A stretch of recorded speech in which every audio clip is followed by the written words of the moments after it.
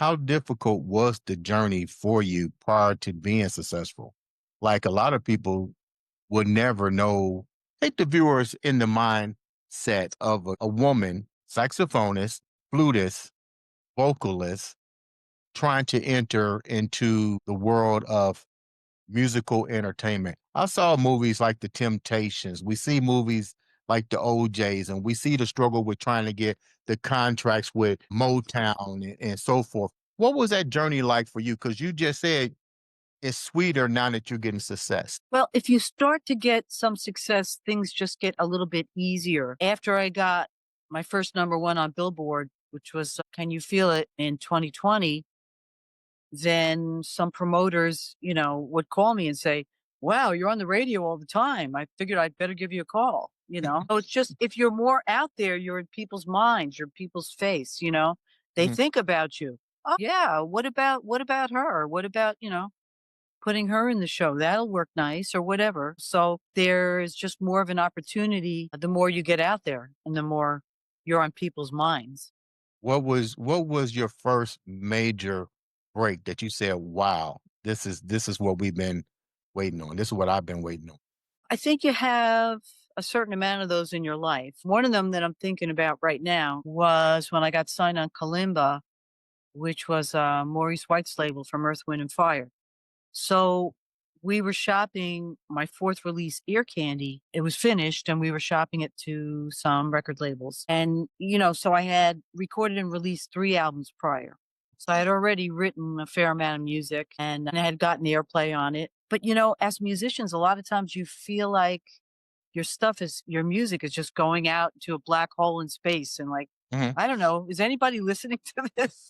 Is like anybody listening? Am I just working and working and working and grinding here? And is anybody listening? Right. What's happening? Because there's so much that's intangible with music, right? Mhm. So anyway, my husband called over there as my producer because up to that point he had produced most of my music. Can You Feel It is where I branched out and used like 6 or 7 different producers. Um, so anyway, he called over at Kalimba and said that we had this project finished and whoever answered the phone said, I'll tell A&R, if anybody here is interested, they'll call you back. So he said, forget it. They're not interested. So the next morning at like 10 o'clock in the morning, the phone rings and Kalimba's in California. So it was 7 a.m. California time. And it's the A&R person from Kalimba. Mm.